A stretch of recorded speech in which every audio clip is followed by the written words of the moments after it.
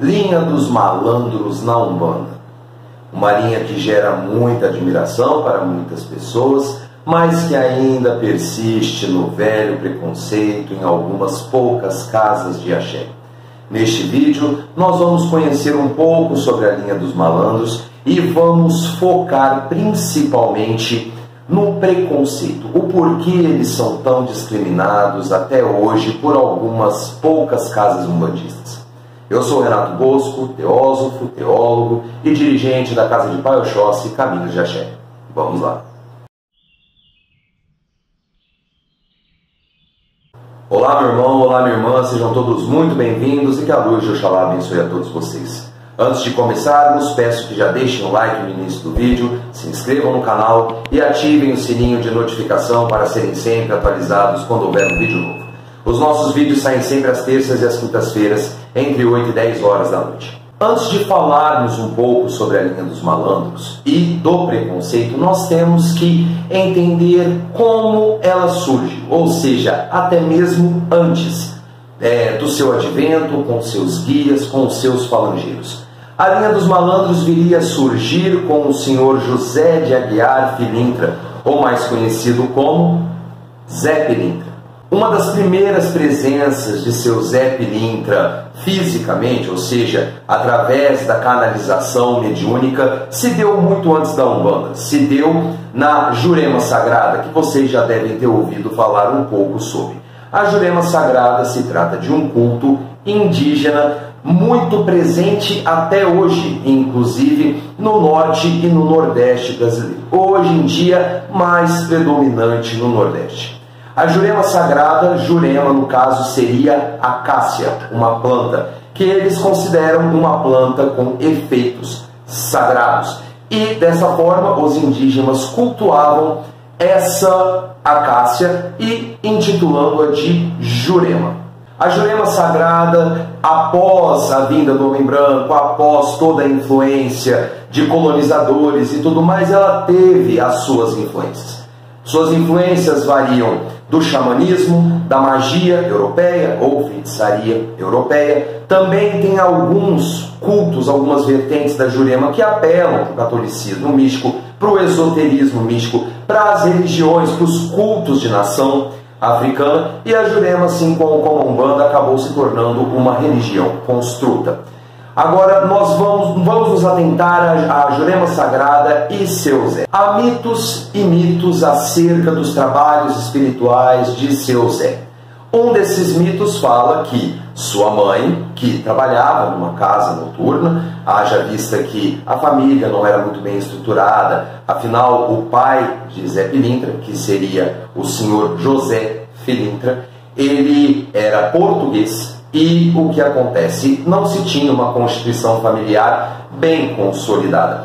Nisso, a mãe de seu Zé, no caso, quando ele era encarnado, viria trabalhar em uma casa noturna e ele, por sua vez, acompanhou a mãe, sendo que tinha um laço afetivo muito forte com ela. Após a morte da mãe de seu Zé foi, de acordo com um desses mitos, ele foi parar numa tribo pernambucana, se eu não me engano, se minha memória não falha, e lá ele foi aprendendo os fundamentos da Jurema Sagrada.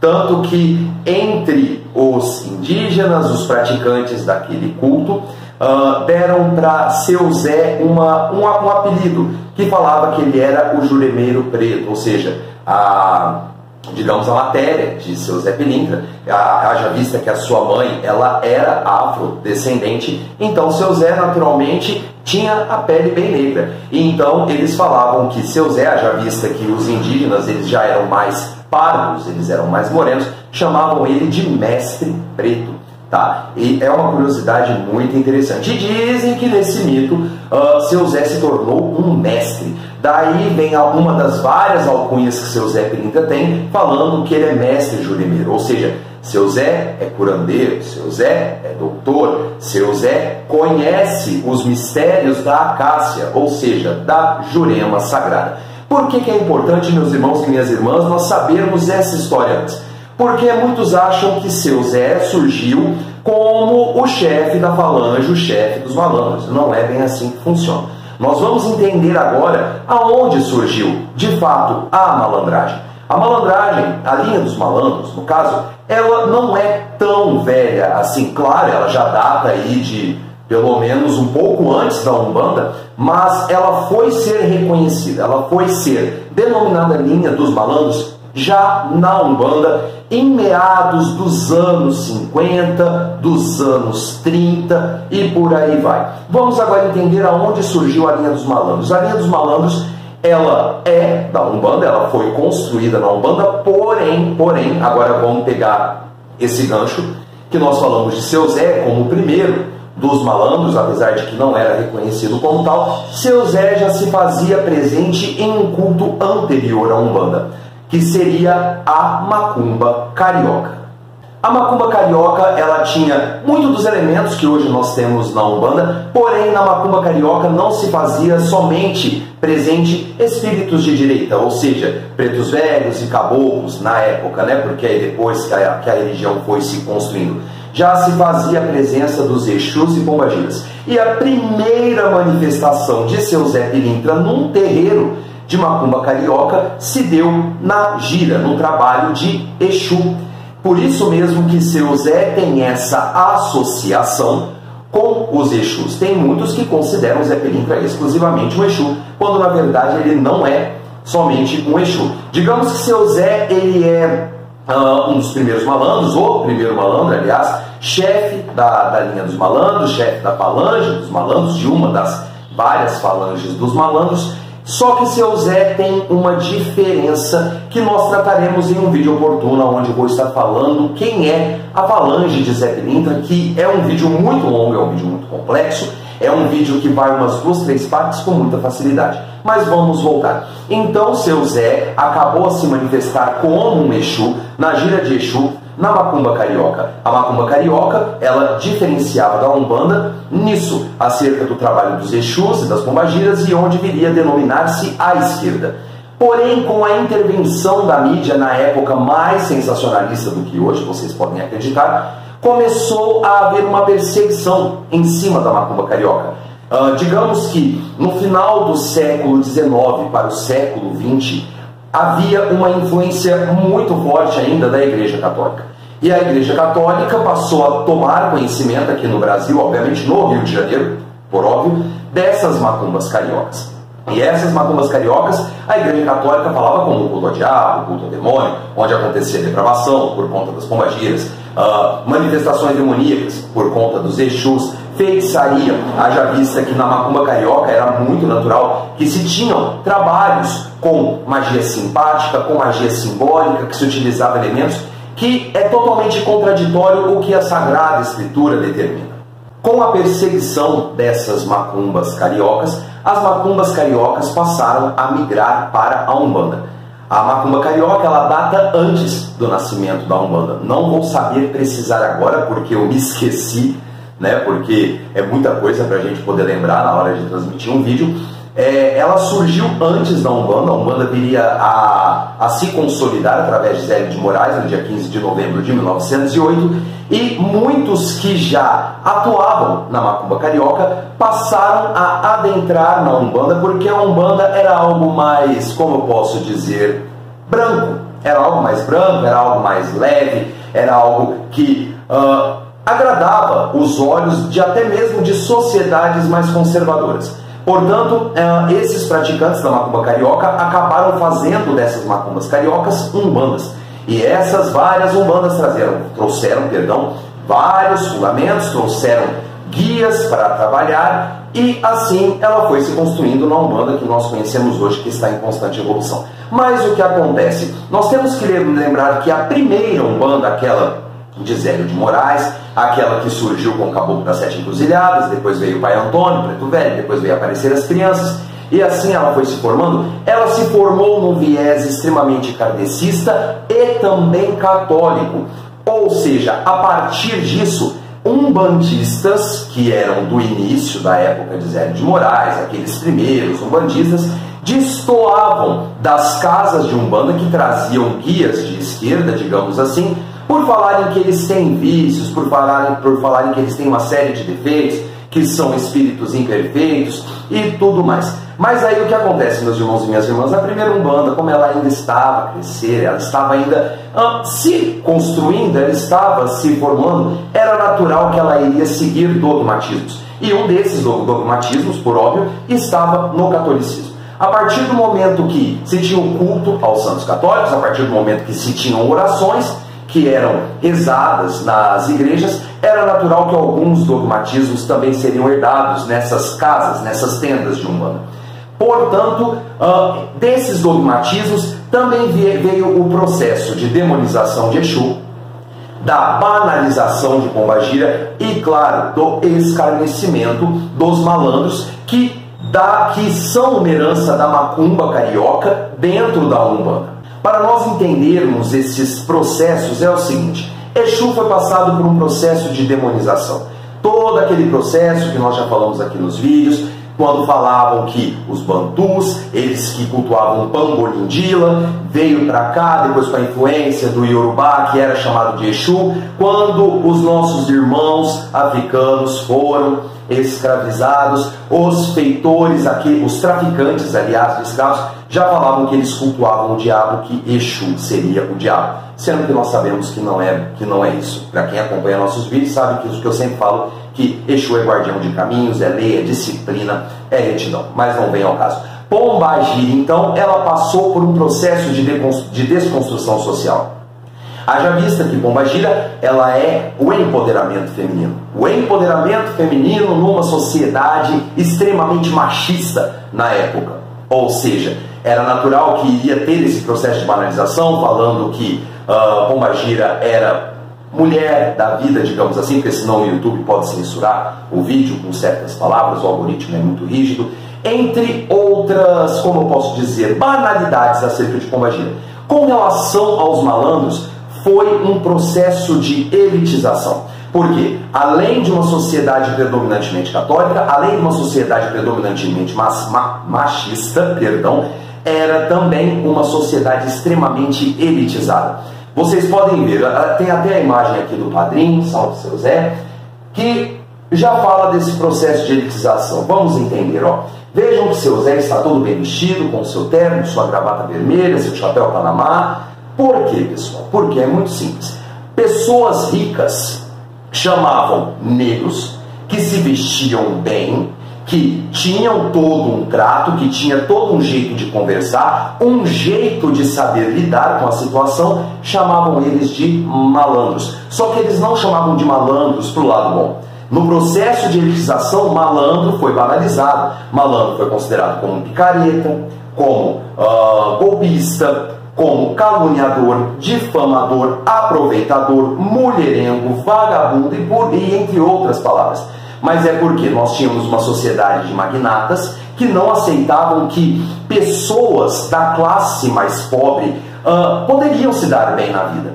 E assim surgiu a forma pejorativa de malandro. E sendo assim, ou seja, nesse processo de demonização de Exu, banalização de Pombagira e elitização, né, acerca dos malandros, que se surgiu o preconceito acerca dos malandros. Mas agora, tendo tudo isso explicado, quem são os malandros na Umbanda?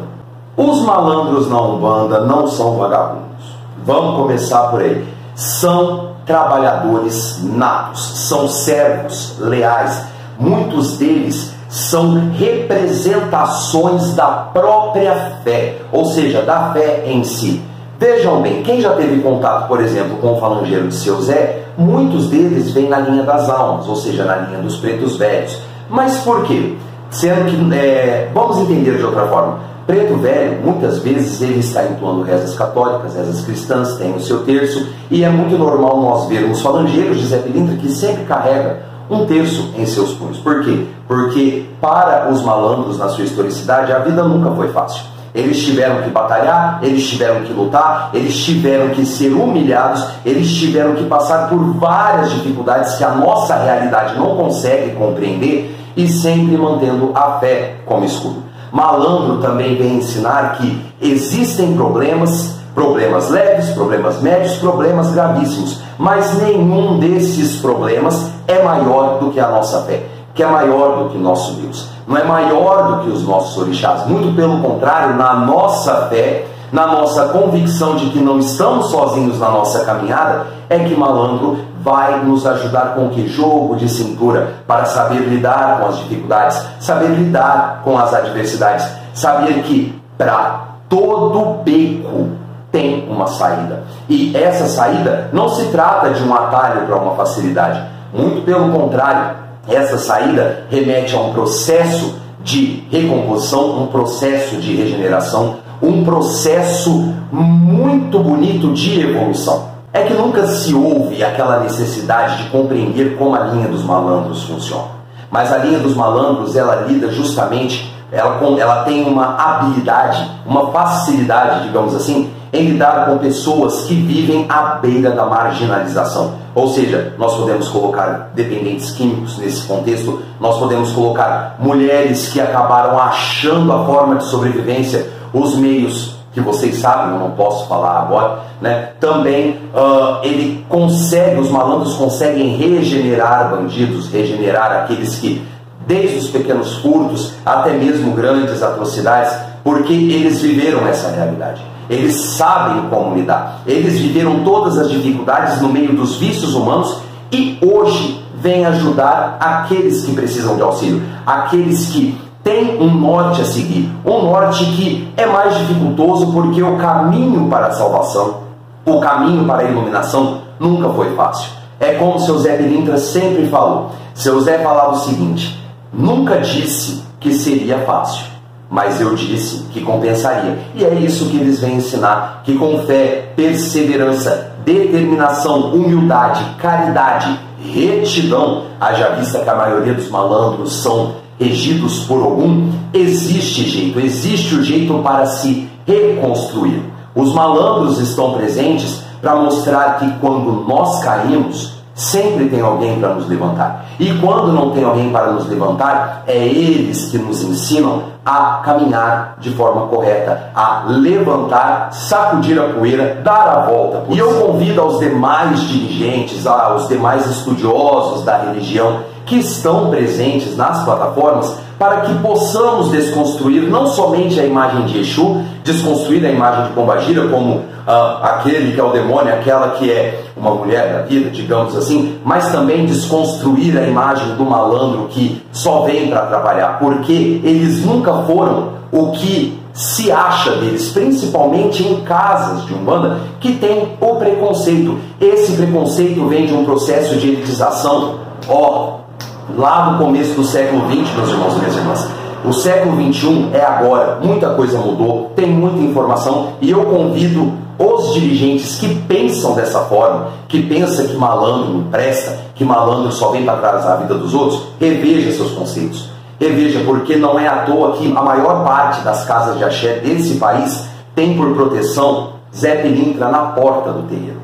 Por quê? Porque seu Zé, assim como eles receberam a alcunha negativa de povos da rua, houve um ressignificado. Digamos que os nossos caminhos é ele, os guardiões e as guardiãs que estão nos guiando, que estão nos protegendo. Então aqueles que pensam que seu Zé é boêmio, que Paulinho do Morro é boêmio e tudo mais, que tem essa desconstrução, essa coisa maldosa acerca dos malandros, eu convido a uma reformulação, a uma ressignificação, porque eu sou afilhado de seu Zé Pilintra, eu nunca fui desamparado em momento algum. Então vamos abrir a nossa mente e vamos destruir essa intolerância de umbandista para umbandista, porque nossa religião é uma das únicas que tem essa intolerância entre casas, fundamentos e terreiros. Mas até que isso aconteça, é como o malandro sempre diz: malandro desce o morro para dar o seu recado. É melhor andar sozinho do que mal acompanhado, não é mesmo?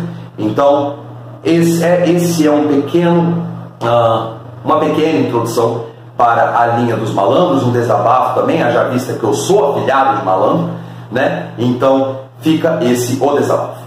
Eu vou ficando por aqui, muito obrigado por sua audiência. Se gostou do vídeo, por favor, deixe seu like. É importante para que o YouTube entenda que estamos produzindo bom conteúdo. Não se esqueça, claro, de se inscrever. Quer deixar alguma informação além da linha dos malandros na Umbanda? Fique à vontade nos comentários, que será um prazer interagir com cada um de vocês.